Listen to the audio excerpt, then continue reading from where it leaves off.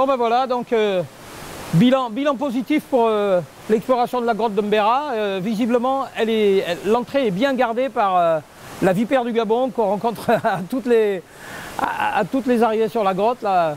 Et elle reste là dans le coin là. Alors elle reste tapie sur le sol, immobile, tranquille, et elle attend le spéléologue insouciant qui va passer par là et qui se doute de rien.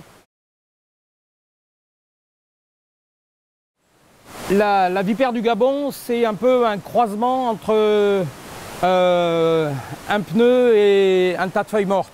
C'est-à-dire que c'est un gros sac plein d'air en fait, parce que dans le corps il n'y a pas grand-chose. Dès qu'elle s'énerve un peu, elle se gonfle et en fait l'essentiel du corps c'est des sacs aériens. Donc une grosse baudruche, c'est le plus large des serpents de la région, hein. Il peut atteindre 40 cm de circonférence, celle-là est jeune heureusement.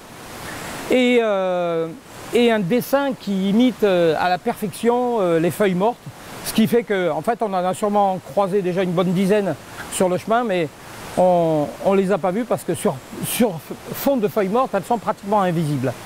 Elles poussent le mimétisme jusqu'à avoir une tête qui mime la forme d'une feuille morte, avec la forme bien triangulaire des vipères, due au fait qu'il y a les glandes venimeuses dans les joues, là, et une nervure centrale de la feuille morte au milieu de la tête et deux petites nervures secondaires qui partent sur les côtés, quoi.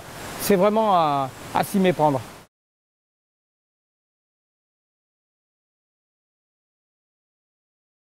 Alors c'est la première fois que j'en vois une à l'entrée de cavité. En général je les ai trouvées sur sol forestier.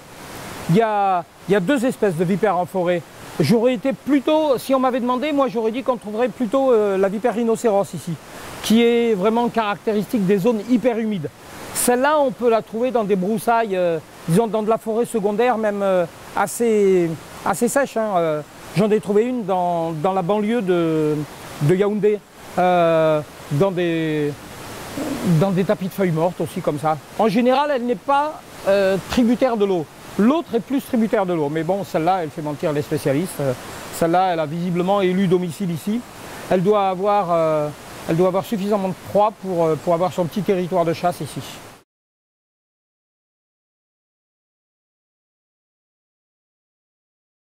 Ouais, c'est parmi les moins agressifs des serpents. Et ce qui caractérise les vipères par rapport aux autres familles de serpents, c'est qu'elles comptent sur leur mimétisme. Pas seulement la vipère du Gabon, toutes les vipères comptent sur leur mimétisme pour passer inaperçues. Donc elles ne fuient pas quand on les approche. Elles se tapissent au sol, que ce soit les vipères de savane ou les vipères de forêt, et elles espèrent passer inaperçues. Et c'est donc des chasseurs à l'affût qui espèrent ne pas se faire repérer de leur proie, quoi. Elles ont des corps lourds, de toute façon, elles ne sont pas assez rapides pour s'enfuir.